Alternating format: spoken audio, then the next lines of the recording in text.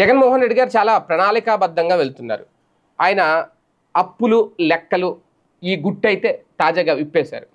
ఎవరి హయాంలో ఎంత అప్పులు చేశారు, ఇప్పుడున్న ప్రభుత్వం ఎంత అప్పులు చేస్తోంది అనేది వాస్తవానికి 14 నెలలు కూటమి ప్రభుత్వం అధికారంలోకి వచ్చి జగన్మోహన్ రెడ్డి గారి ప్రతిపక్షంలోకి వెళ్ళి కూడా 14 నెలలు.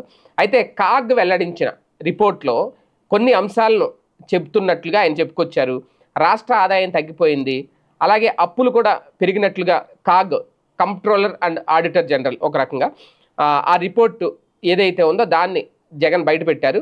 2024-25లో కేంద్ర ప్రభుత్వ ఆదాయ అభివృద్ధి 12.04% పెరిగితే ఏపీ రాష్ట్ర ఆదాయ అభివృద్ధి మాత్రం 3.8% వద్దే ఆగిపోయిందట. ఈ అంశాన్ని ప్రస్తావించారు 2024-25లో.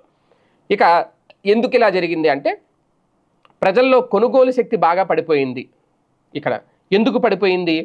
కూటమి ప్రభుత్వం అధికారంలోకి వచ్చిన తర్వాత నుంచి ఆదాయ వృద్ధి 2.39% మాత్రమే ఉంది అనే విషయాన్ని ప్రస్తావిస్తూ అధికారంలో ఉన్న చంద్రబాబు సంపదను ఎందుకు క్రియేట్ చేయలేకపోతున్నారు అనేది సూటిగా ప్రశ్నించారు.